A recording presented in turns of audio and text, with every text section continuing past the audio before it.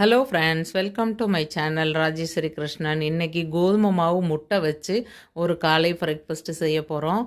அதுக்கு நான் வந்து கோதுமை மாவு ஒரு ஒரு வழக்கு எடுத்திருக்கேன். பீன்ஸு, கேரட்டு, வெங்காயம், பச்சை மிளகாய், தக்காளி எடுத்திருக்கேன். இப்போ ஒரு மிக்சிங் பவுல் எடுத்துக்கலாம். அதில் கோதுமை மாவு போட்டுக்கலாம். நான் ஒரு உலக்கு எடுத்திருக்கேன் ஃப்ரெண்ட்ஸ். உங்கள் தேவைக்கு ஏற்ப நீங்கள் அளவுகளை கூட்டிக்கோங்க, குறைச்சிக்கோங்க. ஆனால் மெத்தடு இது தான். வந்துட்டு இப்போ கருவேப்பிலை, கொத்தமல்லி போட்டாச்சு. கேரட்டு, பீன்ஸு, பச்சை மிளகா, வெங்காயம், தக்காளி எல்லாத்தையும் போட்டுருங்க. போட்டுட்டு கொஞ்சம் உப்பு போட்டு இதை கரைச்சிக்கலாம்.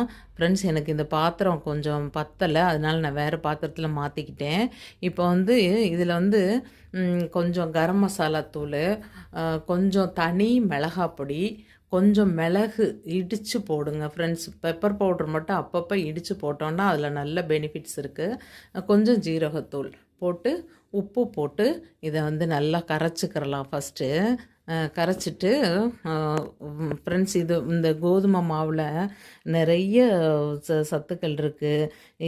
இதில் வந்து கோதுமையில் செலினியம்ன்ற ஒரு வேதிப்பொருள் இருக்குது. அது வந்து உடம்புக்கு தோல் சுருக்கம் வராமல் பார்த்துக்கும். ரொம்ப ஸ்கின் ஆரோக்கியத்துக்கு ரொம்ப நல்லது ஃப்ரெண்ட்ஸ். இப்போ 2 முட்டையை எடுத்துக்கோங்க. அந்த இதை தண்ணி ஊற்றி நல்லா கலக்கி எடுத்துட்டு ஒரு மிக்சிங் பவுல் எடுத்து 2 முட்டையை எடுத்துக்கோங்க. அதை ஒரு மிக்சி ஜாரில் போட்டு நல்லா நொற பொங்க அடிச்சிருங்க. அடிச்சுட்டு இந்த மாதிரி இதில் ஊற்றி கலக்கிடுங்க ஃப்ரெண்ட்ஸ். மிக்சி ஜாரில் போட முடியல அப்படின்னா சும்மாவே மாவில் முட்டையை உடச்சி ஊற்றி நல்லா அடித்து கலக்கிக்கலாம். அடித்து கலக்கிக்கிட்டு ஒரு பேன் எடுத்துக்கோங்க. பேன் அல்லது தோசைக்கல், ரெண்டில் ஏதாவது ஒன்று எடுத்துக்கோங்க. எடுத்துகிட்டு கொஞ்சமாக எண்ணெய் ஊற்றுங்க.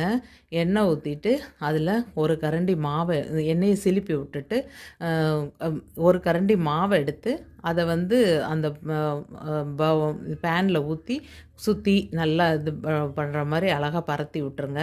பரத்தி விட்டு ஒரு மூடி போட்டு மூடி வச்சுருங்க. கொஞ்ச நேரம் வேகட்டும். வெந்த உடனே திருப்பி போட்டால் அருமையான கோதுமையில் காலை பிரேக்ஃபாஸ்ட்டு இது ரொம்ப ஹெல்த்தியும் கூட ஃப்ரெண்ட்ஸ்.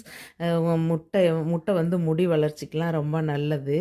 கோதுமையிலையும் ஜிங்க் சத்து இருக்குதுன்னு சொல்கிறாங்க. சுகர் பேஷண்ட்ஸ் எல்லாம் இதை தாராளமாக சாப்பிடலாம்.